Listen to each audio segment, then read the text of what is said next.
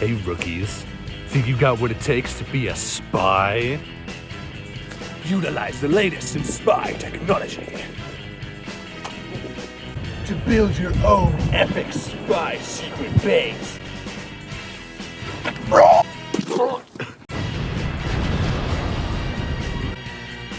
And take down the most nefarious of bad guys.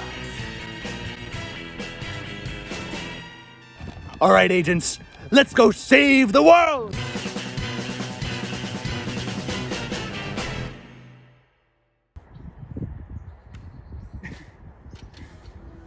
Spy Kids. The movie's known for their goofy senses of humor, absolutely insane-looking CGI, and some whimsical kid moments. As the brainchild of Robert Rodriguez, the series that initially started as something he wanted to make for his kids has now expanded into a full franchise with 5 movies and a Netflix animated show, I guess.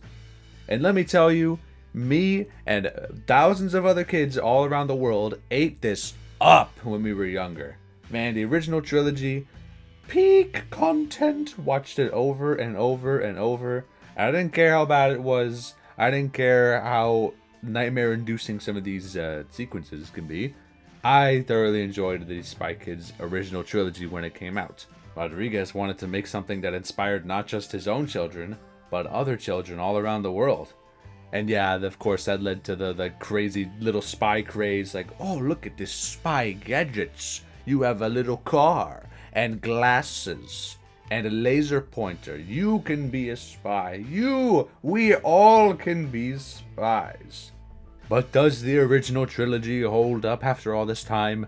And does the reboot do good as a reboot? And does the second reboot do good as another reboot? Seriously, this came out just 2 years ago, and I didn't hear anything about it until like last week. Anyway, spy time. Oh yeah.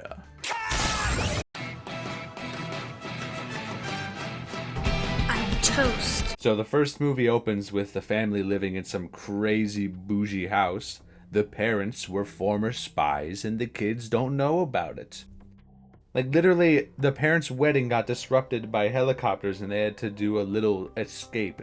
But now, of course, the parents are retired and they don't want to be spies anymore, even though the dad fantasizes about throwing people through windows. As for the kids, Carmen is the cooler older sister and Junie is the weak little younger brother. Although he enjoys watching this mysterious show about a certain guy. Turns out this guy is the best character in the entire Spy Kids cinematic universe. The one and only Floop. Spy Kid! Who runs a TV show which can only be described as putting a 5-year-old kid on acid. Like, what is this? Thumb people? I guess it's one way to make your movie memorable. Anyway, the parents are sent out to find some missing agents, and then, oh no, they get captured by the Floop Man, who actually used the agents to turn them into his, things. This is a kid's movie, by the way. Also, did I mention that Floop has people breathing down his neck because they want a robot army to do something with, I guess? And he has a little goofy minion. I'm sure he won't be an important character later. With the parents gone, an uncle shows up to help protect the kids, but he's actually a fake uncle. And he's also an agent, but then he gets captured like 2 seconds later because then thumbs come and invade the house. And the kids have to go escape on a submarine. Anyway, they roll up to the safe house, which has a bunch of cool and crazy stuff. It's got gadgets, it's got junk food, it's got a microwave that turns a little packet into a Big Mac. Buy more McDonald's now. The parents escape Floop's prison, but then they walk through some crazy-ass green screen, and then they meet Floop anyway, and they sit down and have a nice, lovely chat. Floop wants the dad to help him rebuild a little object, because he was on a research team a long time ago, and also he turns the uncle into a Flugly, I think that's what they're called. I think he's gonna be a bestseller. Naturally, the dad refuses, and so they get thrown right back into super prison, amazing and epic. Anyway, the kids are investigating what's going on, and then they realize that if they play the Floop song backwards, it's the characters, like, screaming for help, and I'm like, what? Help us, save us! Floop is a madman, help us, save us! Man, this is some creepypasta shit, bro. Anyway, some agents from the OSS, which is where their parents work, they come to the safe house to pick up the kids, and it's all nice and hunky-dory. Except it's not, because these people are actually spies for Floop, and they want the MacGuffin. The third brain, which is what Floop is after, because his robots do not have any intelligence, and the brain will give them intelligence. You're not quite finished. Anyway, the kids quickly realize the agents are bad guys, and so they do a little fight, and then the girl's hair gets burned out. That hair day. And then they escape on jetpacks in this, scene. And they get away with the MacGuffin. But then, like, 2 seconds later, they're chilling in the park, and then Robot Junie and Robot Carmen pull up, and they absolutely wipe the floor with the real kids, and they take the third brain with ease. And also, they're just in this random park, and there's other people around, and yet they do not give a single shit as to what's going on. Like, okay, man. Anyway, the kids are now super lost as to what to do, but they decide to go to this machete spy gadget shop to try and do something productive. Turns out Machete is actually their real uncle, but he doesn't like their dad because of, like, sibling rivalry shit. So he gives the kids some gadgets, but he decides not to help them out. The kids ultimately do what they want anyway, and they just casually hijack a plane and fly it all the way to Floop's castle. Well, I say fly it, but they actually just pretty much crashed. Landing gear! No landing gear! We're gonna crash! Back to Floopland, and it turns out he doesn't really like the child robots that much. I mean, he just wants to run his show and have a jolly old time and figure out why it has no soul or something, and these people all around him are just being so nasty. But then, shocking twist, the minion betrays him and sends Floop to the epic green screen virtual room. And now with the third brain, he can make copies of it and give all of the robots hyper-intelligence, and so he can satisfy the other people and he'll be very happy. The kids, now trying to sneak into Floop's castle, swim underwater, and then they swim past a bunch of sleeping sharks, and Junie pees his pants. And then they all wake up. So that's great. I'll never pee again. They slip past the thumb people using the machete gadgets, and there's a sequence where Carmen falls down a giant pit, but she's actually fine because she just enters the thumb hangout area, but she's able to escape with a disguise. Junie, on the other hand, enters the virtual room and has a meeting with God himself. Lion King has nothing on this masterpiece. Junie tells Floop that all he needs for his show is children, and the whimsy of children and that kind of stuff. And then Floop's like, yeah, you're awesome. And so they escape the virtual room together, and Floop is a good guy now, and that's awesome. Minion, on the other hand, is not very happy about this. He turns the dad into a Floogly, but then he gets turned back like 5 minutes later, so it's fine. The kids set the parents free, and Carmen's like, you guys were so uncool, but now you are cool, so I want to hang out with you now.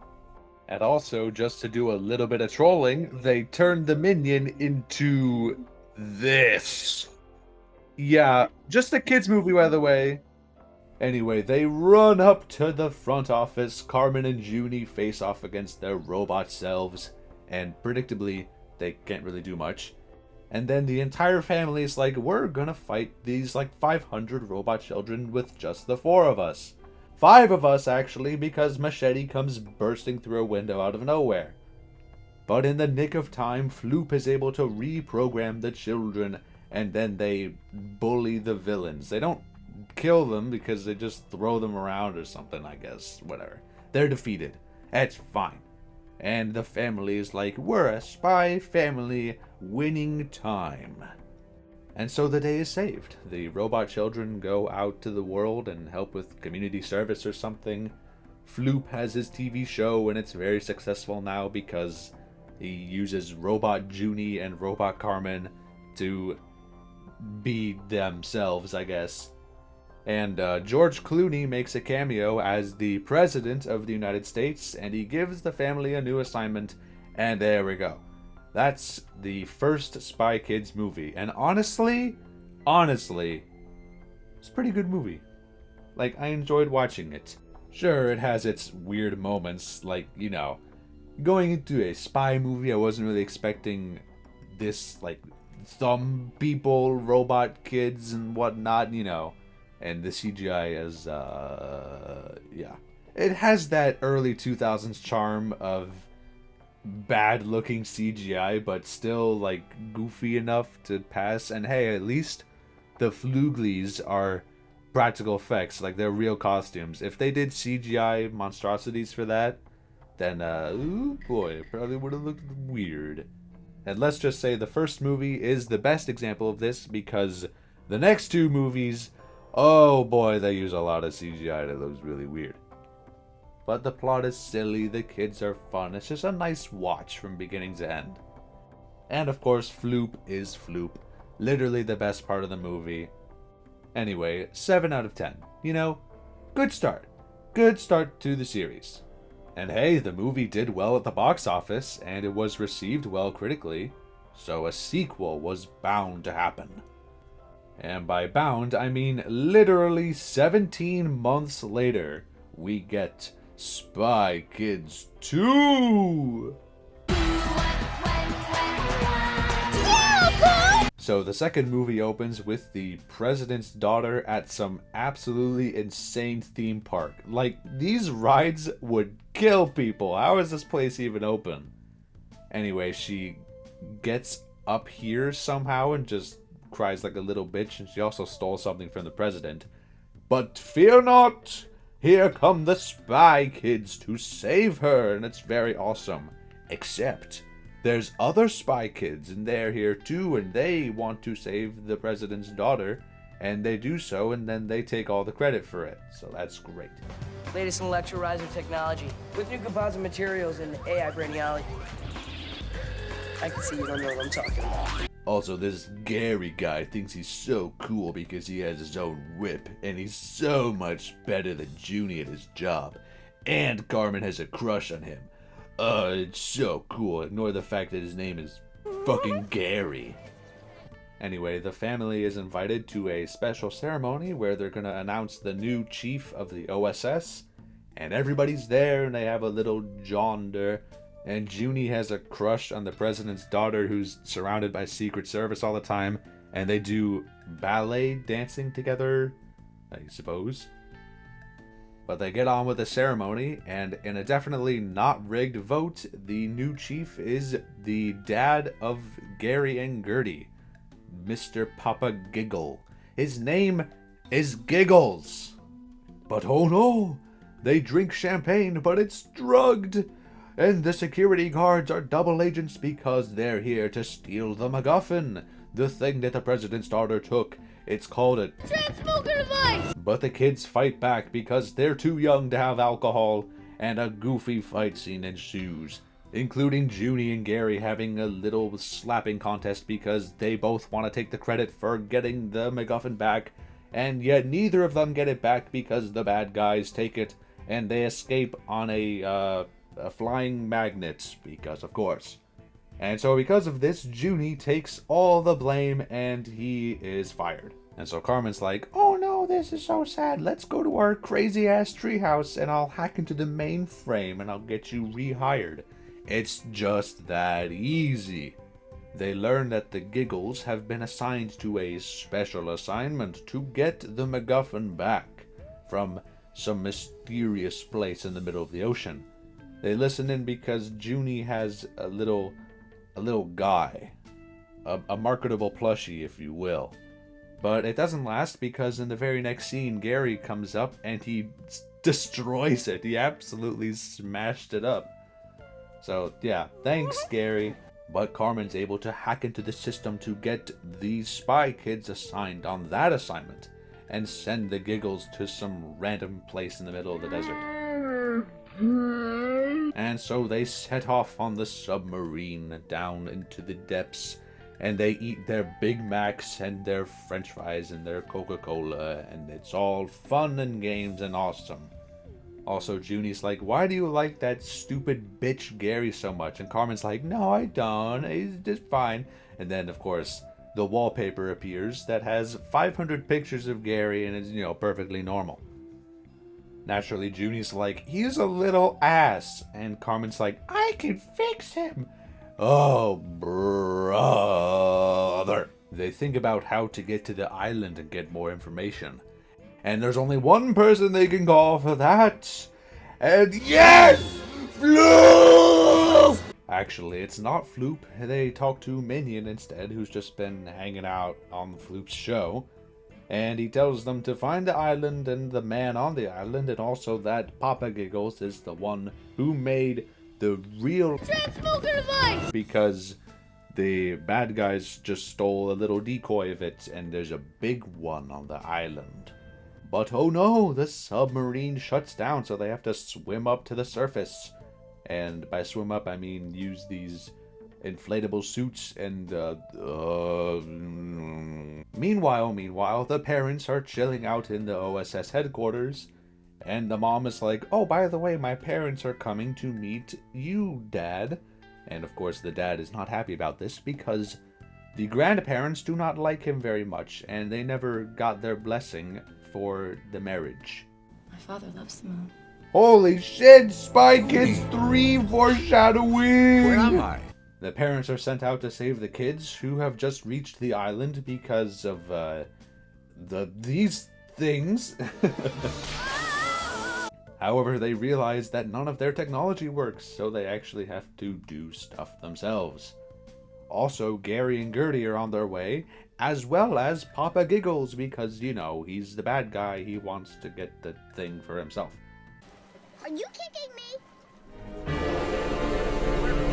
The kids go to a volcano and just, jump in.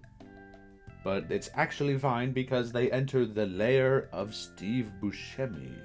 And he's a crazy mad scientist who experimented on little creatures because he wanted to make a little mini zoo and have it be nice and wholesome. But then he was like, what if I combined animals together? And then he did that. And then he was like, what if I made them just a tad bigger?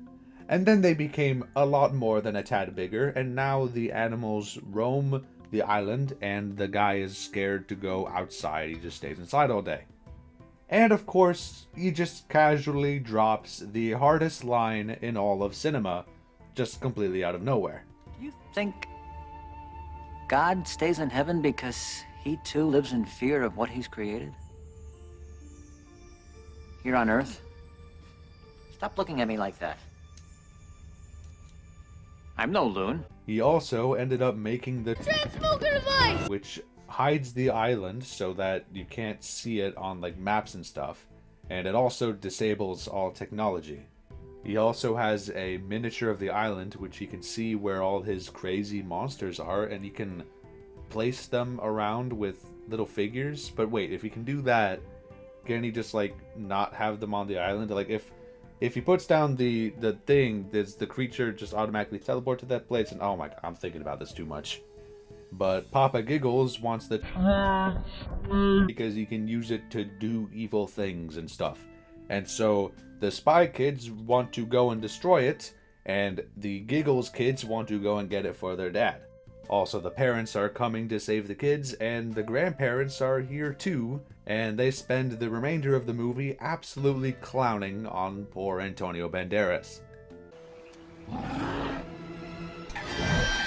The kids go to an underwater cave where they can only communicate by hearing each other's thoughts, for some reason, and they find some spooky skeletons and some treasure, and Junie takes a necklace, even though Carmen tells him not to do that. Necklace to rule them all. Put it back. I wonder what they meant by that. Unsurprisingly, they get attacked by the spooky, scary skeletons, and then Carmen gets captured by a flying pig. Because, of course. She hangs out in the pig nest, and Gertie's also there, and then they talk about how much of a shithead Gary is, because that's fun. Meanwhile, Junie and Gary engage in the absolute insane CGI animal battle. Like, what is happening here? Carmen comes in just in time and saves Junie, and they run up the giant tower and they find the device, but oh no, Papa Giggles is here. And he's like, give me the thing. And Carmen's like, a lamau, no. And then she just throws it away and it gets caught by the pig. And so they chase after it, and also Steve Buscemi is here as well. And he gets confronted by his creations, and wowee, they actually like him. Yay! The parents also finally pull up, and then they have a big old fight with the bad guy. The dad fights the other dad.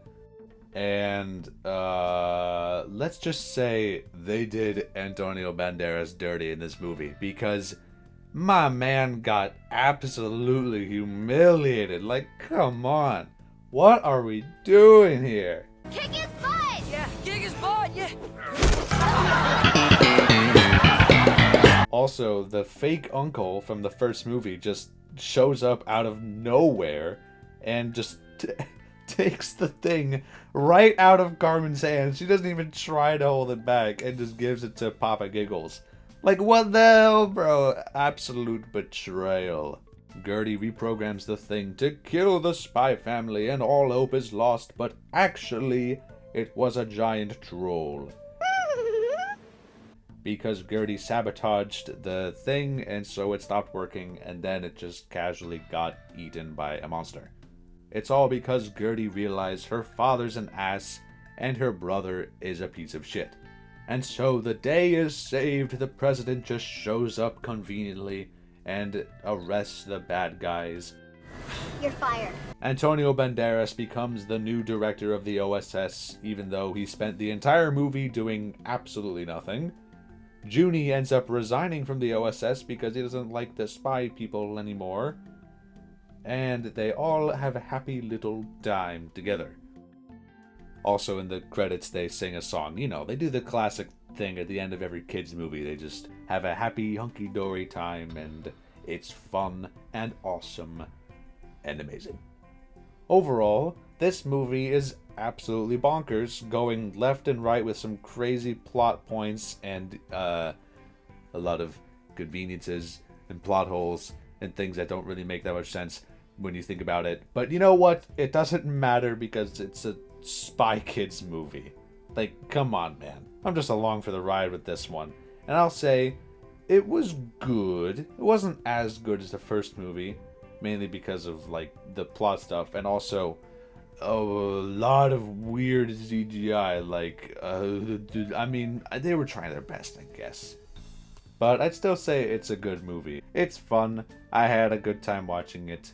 6 out of 10. Not enough Floop, though. They should have had Floop come in and do more stuff. But that was merely an appetizer for what was to come, as their magnum opus was only 11 months away. Man, they didn't even wait a full year to drop this. They were cranking these things out. To see it in 3D. I'm the guy. Spy Kids 3D Game Over. This is the one we all remember. For good and for lots of bad. Let me just say this right now. This is not a good movie, but holy hell, this might be also the most entertaining movie in the entire franchise. Let's get into it. Junie is a private investigator because he's not working for the OSS anymore. And he's saving up to buy the hip new video game, Game Over. It's pretty awesome. He's hanging out in his little treehouse all by himself, and Gertie comes and has a chat with them, and she's like, family's important. Everyone's your family when you're in the spy and stuff. You know. It makes no sense. And everyone else is just on a mission or something, and Junie's living the retired life, even though he's like 12. But oh no. and incoming phone call. It's George Clooney, and he reveals that Carmen has gone missing. Oh! It turns out Game Over is actually a trap made by the toy maker. It literally sounds like a Metal Gear Solid villain name. Carmen was sent inside the game to destroy it because the toy maker wants to use it to enslave the minds of the youth. But oh no, Carmen has been captured and she's stuck inside the game, and also the toy maker's in the game. He's in like cyberspace or something. Carmen tried to get all the way to the end to level 5, but then she failed on level 4 because she sucks. And so Junie is brought back into service, and he goes into the game himself to find his sister and destroy the game once and for all. And yeah, this is the game. I mean, GTA 6 ain't got nothing on this. Like, come on. This is the future we're talking about, baby. And of course, there's plenty of wacky 3D moments because this is a 3D movie. They gave you 3D glasses to watch the movie in, and so there's plenty of things like that. Junie wanders the game world, and he has 24 hours to stop the game before it gets released to the public, but he gets shit on by some beta testers, and he loses a life by falling and taking damage. After taking heavy damage, you lose a life. Keep this in mind because the life system is absolutely inconsistent and it makes no sense. He meets up with the other kids who think that Junie is a little shithead, and he bounces on a target and flies to the moon. Because why not? He then gets a call where he's told he can bring one person into the game. And so he surveys his options. You know, the dad, the mom, Machete, Floop. But one person sticks out from the crowd. The grandpa in a wheelchair. Pros, superior intellect. Cons, physically disabled. You know what? Sure, why not? Get your ass in the game, Gramps. Where am I? It turns out that Grandpa is actually hunting down the toy maker because they don't like each other very much. And conveniently, a power-up spawns allowing him to get super mega legs and also get out of that wheelchair and also become a crazy CGI monstrosity where it's just his head on a CGI mech suit and, you know, that kind of stuff. Junie then enters a big old robot coliseum to fight a woman, and Junie's like, oh my god, she's looking so pretty. Even though, didn't Junie have like a crush on the president's daughter from the last movie? Fuck it, who cares? They fight, and they do things, and oh my god, why are the NPCs looking like that? But ultimately, Junie gets the upper hand after getting shit on for a little bit.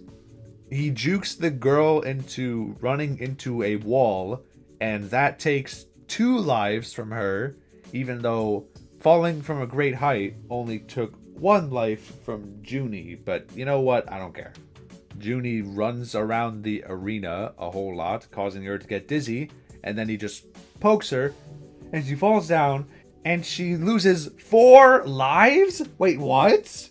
See, I'm telling you, this doesn't make any sense. How does that lose 4 lives, but this only loses 1?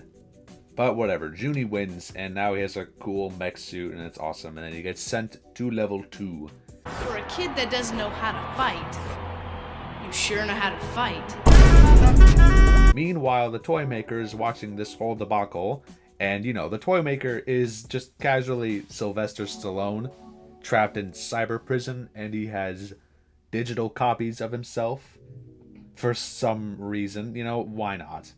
At level 2, it's Mario Kart from hell, and the other kids are there, and they're like, maybe this Junie guy is actually a pretty good gamer. Maybe he is the guy. The one who's prophesized to take them to level 5 to beat the game, where untold riches and dreams beyond your wildest imaginations await, and that kind of stuff.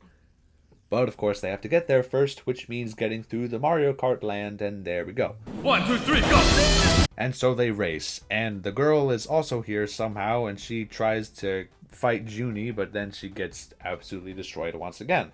In fact, there's quite a lot of moments where characters' cars like get destroyed or broken, and then in the very next scene, they're just right back up and they're going at it again. This is like, why not? Whatever. Also, the grandpa's here because, of course, and he just abducts a child. Why not? And after a very long sequence of a bunch of goofy, crazy shit happening, Junie ends up winning the race by sliding on a hubcap across the finish line. With this, the other kids now firmly believe he is the guy, but Junie has to go consult the Wizard of Atari Sega Nendo. Basically telling the grandpa that he doesn't know what the hell he's doing, and the grandpa's just like, whatever, let them come along and we can go to level 4 together and save Carmen and destroy the game. And so they move on to try to get to level 3, but oh no, evil programmers are coming to fight them because the girl has an illegal map of the game. That's cheating, no. But whatever, grandpa scares them off because they're just stupid IT nerds. The toy maker's watching this and he kind of wants Junie to succeed for some reason. And so he spawns in a life pack to allow Junie to get more health. But he gives it to the girl instead because, he wants to make those moves, even though he has the president's daughter, his crush already, whatever. They get to level 3 and Junie talks to the red kid and he's like, I want to win the game because I want my family to escape poverty and da. And so naturally, Junie and the red kid are forced to fight each other, and the loser gets booted out of the game forever. The red kid absolutely destroys Junie, and he gets him all the way down to half a life left, but a substitution is made because that they can just do that. And the girl goes in and sacrifices herself for Junie. She had full health, but she dies in one hit because... But whatever, they get past level 3 and they're walking to level 4. And the toy maker's like, I'm gonna release Carmen back into the game because I'm feeling nice. And so they find Carmen and it's yay, it's awesome.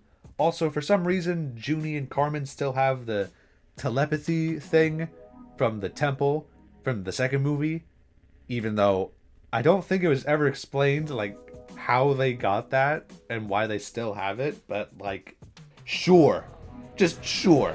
Nothing makes sense in this world. It's Spy Kids we're talking about. So they're on the way to level 5, and it's revealed by Carmen that the toy maker was the one who put Grandpa in the wheelchair because of a freak accident like 30 years ago. And the grandpa wants to get revenge on the toy maker. And that involves releasing him into the real world, which Sylvester Stallone really wants him to do. I mean, that's why he's basically letting them succeed, and he just wants the grandpa to come and they can fight each other in real life, so he can get out of cyber prison. So the kids are directed towards level 5, and the OSS people are freaking out because they realize the grandpa will probably set the toy maker free, and so they sabotage the kids. Somehow they can control the lava in the game, and all the kids die. Except, just kidding, the kids do not die because they swim through the lava to get to the door to level 5. But oh no, they can't open it. And now the other players are turning on the Spy Kids because they think they're of fake people. They think they're the deceivers. And they're not the real guy, they're fakers. He's not the guy.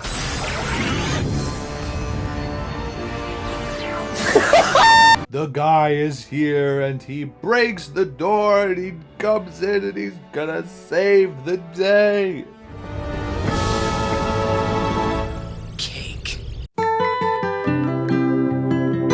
It's crazy to think that Spy Kids 3D and The Return of the King came out within 6 months of each other, and Elijah Wood starred in both movies, so he just filmed all the Lord of the Rings stuff, and then he told Peter Jackson, I'm sorry, I have to go star in a real movie. And so he went to be the guy for like 1 minute. Anyway, the girl shows back up again, and oh no, she's not even a real person, she's the deceiver.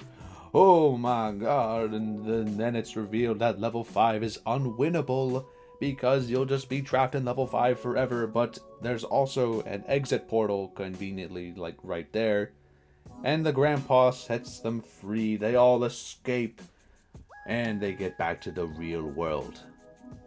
The grandpa also shut down the game somehow, but then the OSS people are like, there were 2 switches. There's the destroy the game switch, and there's the set the toy maker free switch, and they were right next to each other. So which one did you press, Grandpa? Oh, I freed the toy maker, but it was no accident. What the fuck are we doing here? Anyway, the toy maker is in the real world now, and he has giant CGI monkey. And what are we gonna do? The Spy Kids cannot defeat them all by themselves. And so begins the greatest pull-up sequence in cinematic history. Avengers Endgame ain't got shit on this. They got the mom. They got the dad. They got Machete. They got the grandma. They got stupid dumbass Gary, and Gertie's also here too. They got Steve Buscemi. They got the cowboy guy from the theme park at the second movie, and also his kid is here for some reason.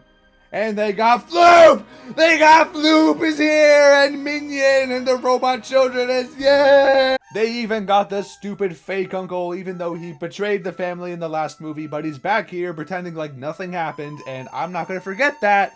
This guy is a lying piece of shit! Anyway, the grandpa goes and confronts the toy maker in green screen CGI prison, and they have a nice little bonding moment. They reconcile. They forgive each other. All is happy, and the toy maker shuts down the machine, and yeah, everyone's happy. The day is saved. Hooray. What the hell did I just watch? Anyway, Spy Kids 3D is a certified masterpiece, and if you disagree, you will be executed. No, but actually this movie is just batshit insane. The CGI is just... it's something, alright. The plot is crazy. Some wacky, goofy shit happens in the game. The rest of the family and the parents don't even do anything until the very end. And poor Floop only has like 2 lines in the entire movie, which is a disgrace. But, you know, at least he showed up, alright? He cared enough to be there for his boys. Is it a good movie? Not really. I'd give it a 4 out of 10. But you know what? It's still a worthwhile addition to the Spy Kids cinematic universe. And I mean, it was a good ending. This series should have ended here. And it did end here. For quite a long time until it... But I still enjoyed watching it. I had a big smile on my face the entire time. And let's just say... you will never forget the first time you watched Spy Kids 3D Game Over. That might be the end of my career right there. But what happens when hubris takes you too far? 3 box office hits in a row, even though the third movie kind of got received pretty poorly. But you know what? They were beloved by children all across the world. And it's been quite a while since the last movie. It's been like 8 years. In the year of our Lord 2011, it's the perfect time to make another Spy Kids movie. It will surely be a great success and everyone will love it. And it will be a cherished and beloved part of the Spy Kids cinematic universe. This is not a prank. Oh no. Better luck next time. Oh, brother. So anyway, we got a new family, and the mom is on a mission, and she's just pregnant also. You know, she's about to have a baby, and she's on this mission. And she's trying to stop this goofy TikTok guy who can make time bombs or something. And he stole something from the OSS, so fucking who cares? She's driving around on this mission in labor, and meanwhile her husband is calling and he's completely oblivious to all this. And she's like, oh, I'm gonna meet you at the hospital, we're gonna have a baby, it's gonna be awesome, yay! But she beats the bad guys and TikTok man gets arrested and it's all great and awesome. And then the mom rushes to the hospital and has the baby. And also the kids are there. And oh, did I mention that this is a stepmother, because the kid's real mother died or something. And you will know that the girl does not like the stepmom. You will know that throughout the entire movie because she brings it up like 50 times. Oh, here we go. Oh. I did not edit that in, by the way. That's in the movie. Literally. What is happening? We cut to 1 year later, and the kids are living in the house watching the baby. And the dad is running a spy hunter TV show. And the mom is just hanging out. She's a retired spy now. And the girl, whose name is Rebecca, she hates her stepmom because she's uncool. And she hates her dad because he never has any time to spend with the kids because he's doing the show all the time. And so she decides to pull funny pranks on them to just be annoying. They have a little family bonding moment, and the mom comes in to try and relate to the daughter, and she gives her a lovely little necklace. And it's like, my mom used to have it, blah, blah, blah, blah, blah, whatever. Rebecca starts to feel a little bit bad about her stepmom, but then she trips over a big Ruby Goldberg machine, and she gets baby puke dumped on her. And that's great. Also, the boy, his name is Cecil. No, not that Cecil, come on. And he has hearing aids, so he can just turn them off if he doesn't want to hear his stupid ass sister. And he can also smell stuff really good, which ties into the gimmick of the movie, and that is, it's 4D.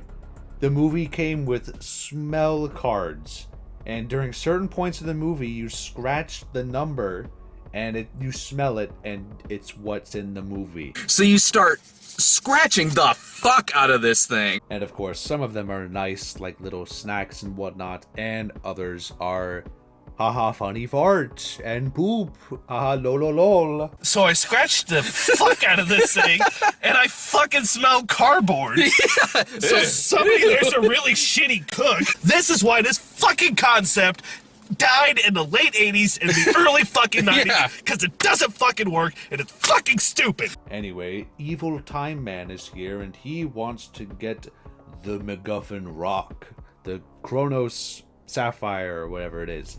And it turns out it's in the necklace that Rebecca has. She got from the mom, and the mom realizes this and she's like, can I have the necklace back? And the girl's like, fuck you, I didn't want it anyways. She gives it back. But it was actually another prank because, you know, hilarious. Ha ha ha ha ha. So the bad guys pull up to the house because they want the stone, because the stone is the only thing that can stop the time machine from working or something. Basically, the bad guys are like speeding up time, and so there's going to be no time left in the world. Take a shot every time these characters say time or make a time-related pun, and you will be blackout drunk before the 30-minute mark. Time, time, time, time, time, time, time, time, time, time, time. But the bad guys pull up to the house, and Rebecca's like, oh, this is fake, this is another prank. Marissa's attempt to get me back.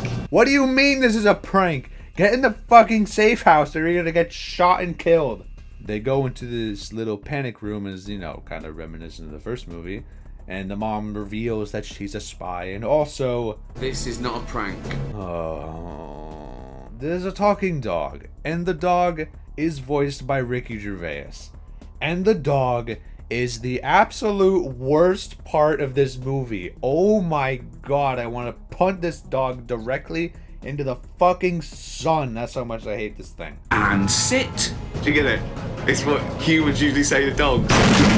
So the kids escape on flying ships, and the bad guys chase, and this, you know, this is like the jetpack chase scene from the first movie, and the Cecil's like throwing up, and he uses his barf bags to defeat the bad guys. And this is wowie. Just chillax.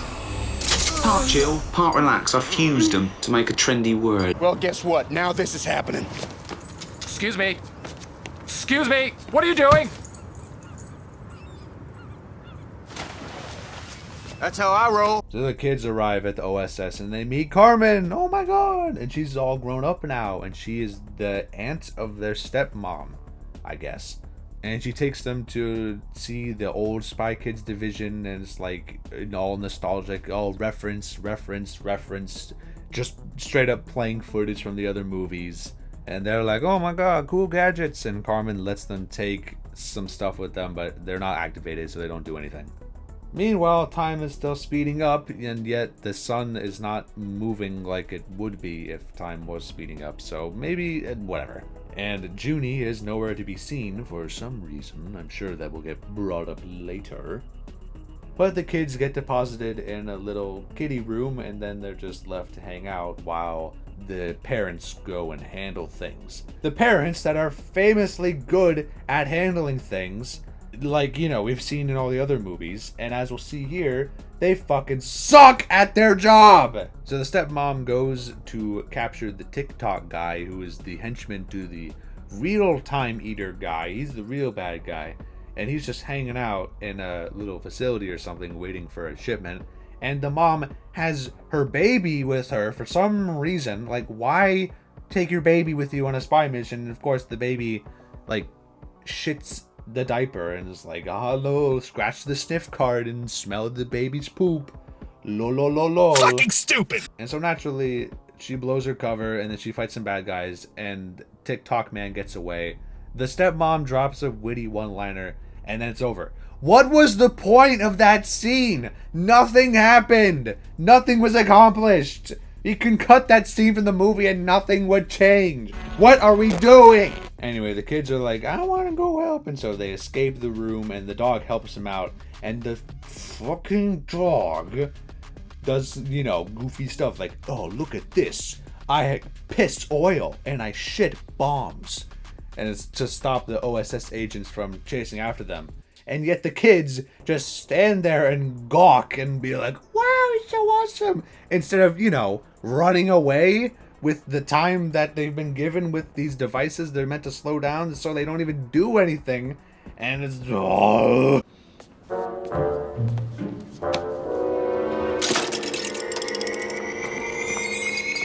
Wait for it.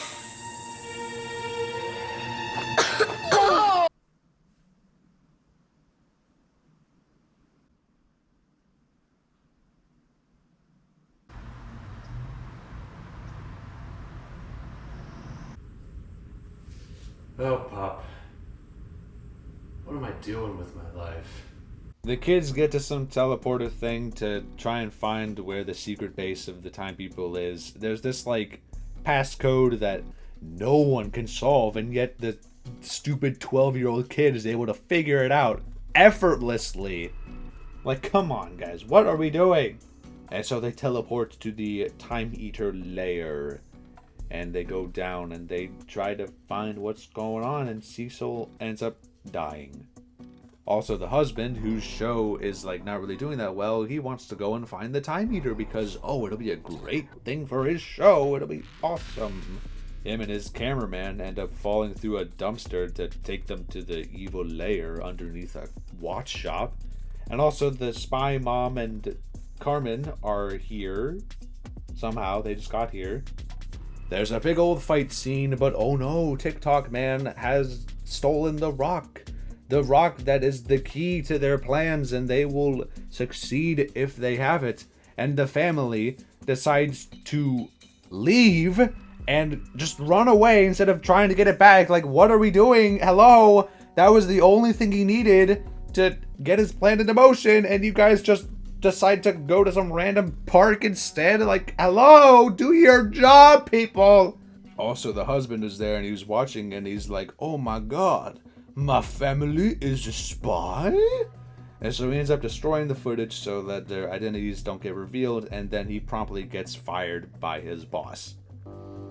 Ow! And the dad's like all sad because, oh, my family is keeping secrets from me.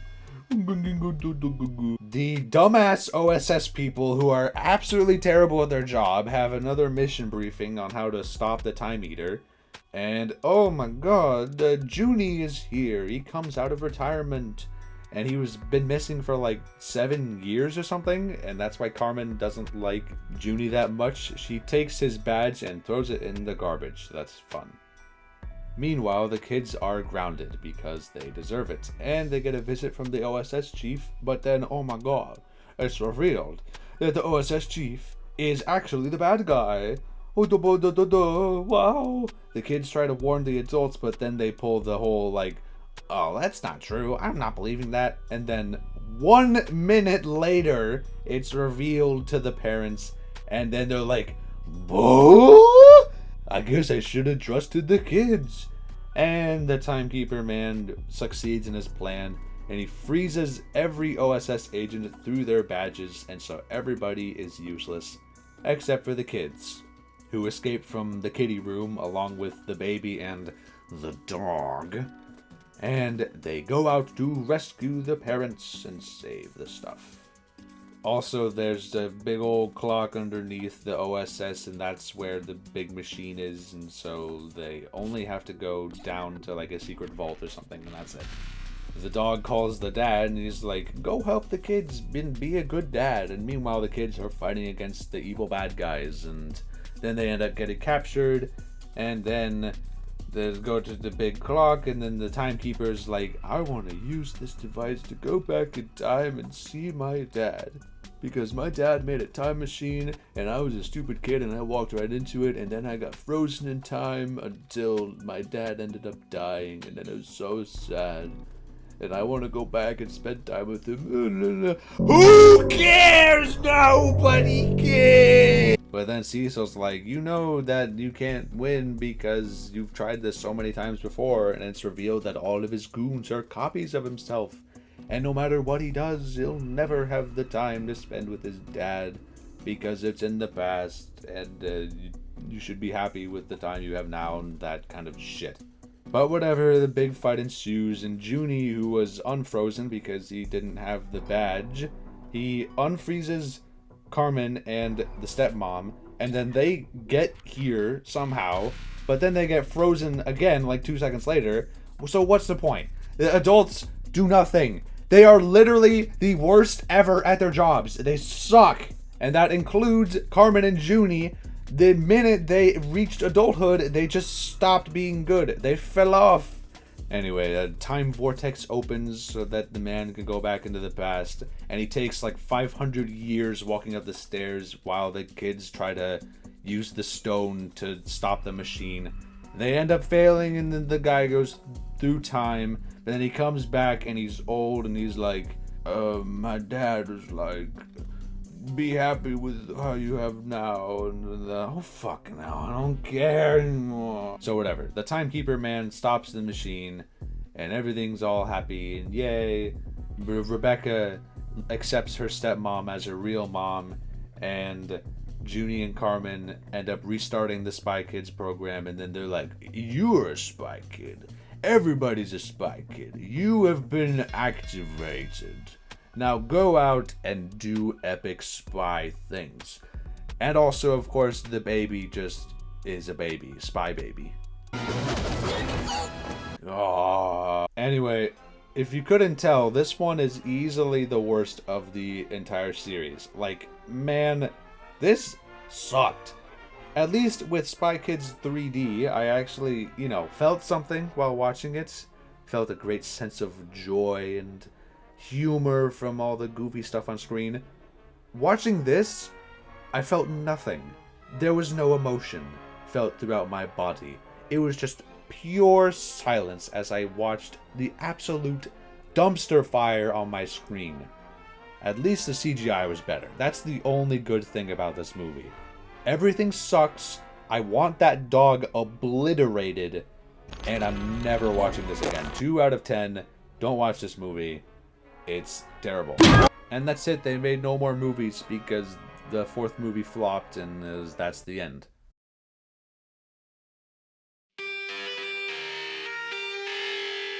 Game theory. Wait, there's another one? What do you mean there's a 5th movie? And it came out 2 years ago? Before I started doing research for this video, I had no idea that this movie even existed. Which I guess makes sense because it was a Netflix movie, and I don't remember seeing any marketing for it, like, at all. But you know what? It's here. Might as well watch it, so whatever. It's another reboot, basically. So the movie starts with the Spy Kids walking through some ancient temple, and It's weird to look at a Spy Kids movie that actually has good CGI. Like, part of the charm of the original trilogy is the bad CGI. Like, that's part of what makes it memorable, if that makes sense. Anyway, it's another new family of kids, just like Tony and Patty are their names. They get to an elevator. Oh no, they fall down a pit. Oh, what's gonna happen? One day earlier, the kids are in their houses, and their devices are locked up because the dad is like, I hate technology. Technology is evil. But of course, their parents are spies, and they talk about telling their kids about it, and then the dad doesn't want to because he's paranoid. They have this Armageddon code that can just break into everything, and it's just like, it's like a living cheat code, pretty much. Meanwhile, the kids are trying to get a new video game, the Epic High Score, and they win a copy of it, and Tony cheats to do so, and Patty's like, you shouldn't cheat, cheating is bad, and Tony's like, well fuck you, I won the game, so suck it. And so they sneak out in the middle of the night to go play the game, but oh no, the villain is the game developer, and he can control the game by entering it to develop it, and he uses the kids playing the game to steal the Armageddon code from the parents. Somehow. This, of course, happens right as the parents are debating deleting the code for the safety of their children, and the mom is about to delete it, but then it gets stolen right in the nick of time, because, of course. Now, because the villains have the code, all the devices in the world have been locked out, and you have to play a little video game to unlock your devices. Although it's not all the devices, it's actually only half, because the villains only got half of the code, and the other half is somewhere else. And so, you know, the villains want to get the other half, and so they break into the house. And, stop me if you've heard this before, the parents take the kids to a secret room in their house, and the kids escape on some sort of vehicle, and there's an epic chase with the bad guys, and the kids use a Nintendo Switch to drive the car, because of course, and then they go to a safe house, and there's spy gadgets and cool stuff there, and it's very awesome. And then people posing to be from the OSS show up, but they're actually double agents, and so the kids fight them off, and then they escape them too. This is basically just the first movie again. Like, literally, beat for beat, the same stuff. And also, of course, the parents have been captured. They meet the game developer, and then he's like, I want you to help me fix the code because I don't know how to do it. And the dad is the one who made the code, so he's like, there you go. Just like the dad from the first movie who made the third brain. This is just the first movie again. They have a little duel, and the parents get their asses kicked, and so they get thrown into prison again. But good thing the mom has a tracker to help find the kids, but then the villains reverse track the tracker to track the kids, but then the kids reverse track their tracker to find the parents, and it's whatever. Anyway, the kids are actually captured by the agents who are not double agents, but they decided to come in and act as suspicious as possible for some reason. They meet the boss of the OSS, and, you know, the adults are stupid. None of them can beat the game, but the super genius gamer kid can beat it effortlessly, because, you know, of course. And also they have a little robot crab, and the crab has the other part of the Armageddon code, and they're like, wow, we should do something about this. And then predictably the villains show up, and the adults just continue to do nothing. Let the grown-ups handle this! They get absolutely destroyed, and they steal the other half of the code, and the kids have to give chase on the submarine, so they go to the villain's lair. And of course, while they're flying there, Patty's like, we should just be nice to the bad guys, they should just be honest. Yeah, okay. It's revealed that the dad stole the plans for the Armageddon code from some villain. Instead of destroying it, they had some, like, Operation Fireball where they beat up the villain and blew up his base, and it was very awesome and epic. But then Patty's like, oh, you could have just talked with the bad guy and asked to see him, and you could have come to an understanding. Bro, That's not how the real world works, kid. That guy might have been like a psychopath and probably would have shot him on sight.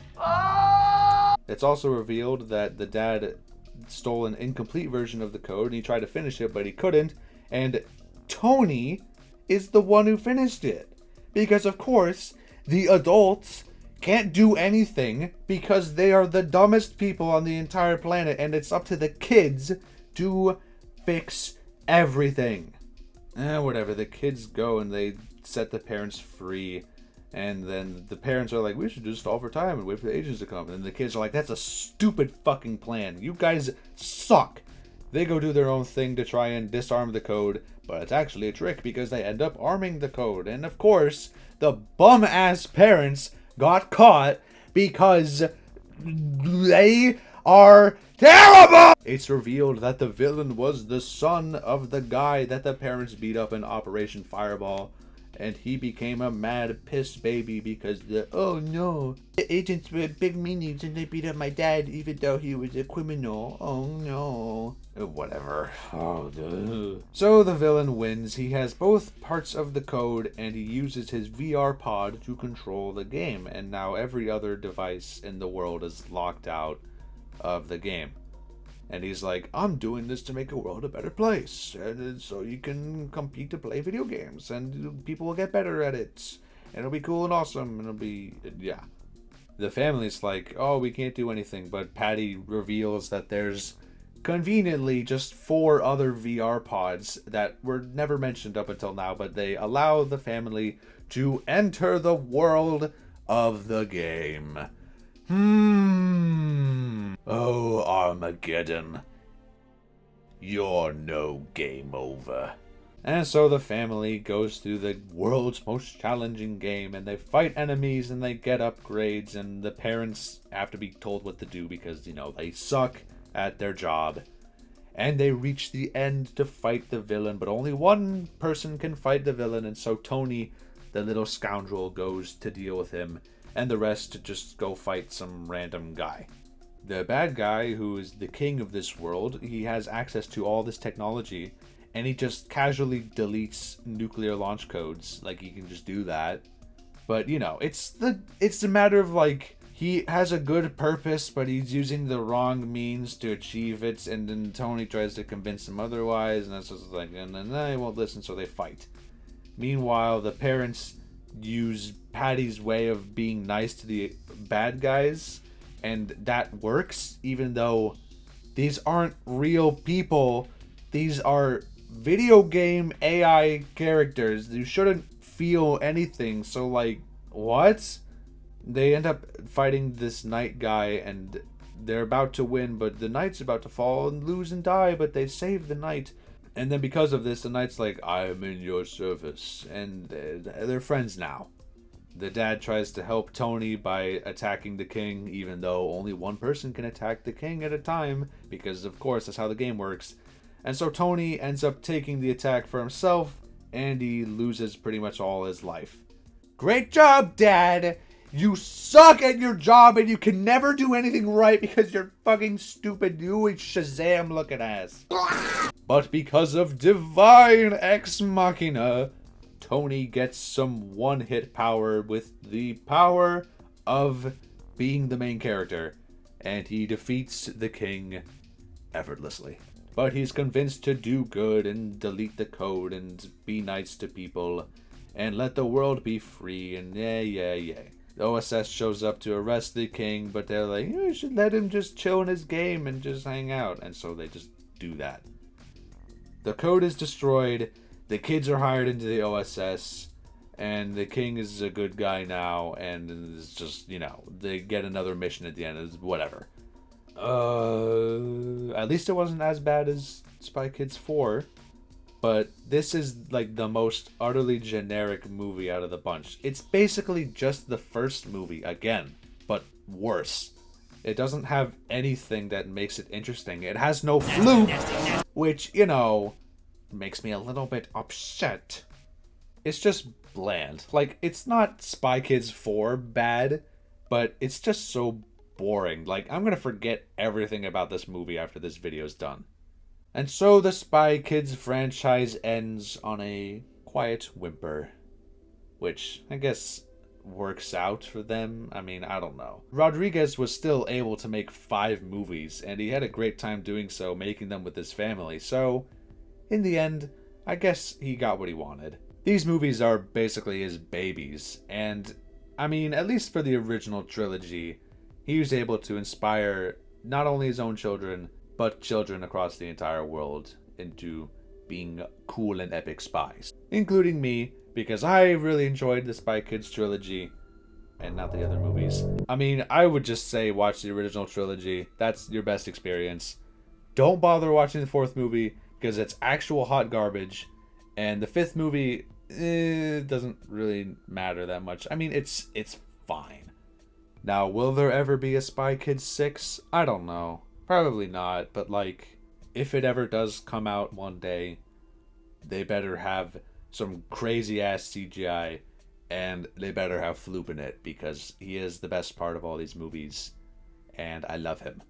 Also, I know there's like an animated Netflix show that got 2 seasons somehow, and Machete also has his own movies. There's 2 of them, and those are something. I don't know. So if this video does well enough and you guys want to see it, I can talk about those as well to round out the Spy Kids media franchise. Alright?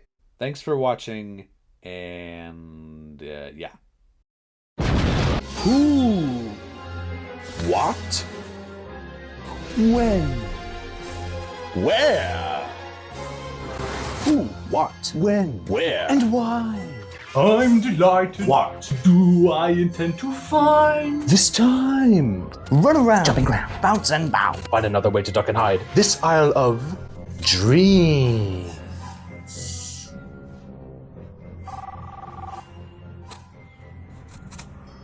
Hello?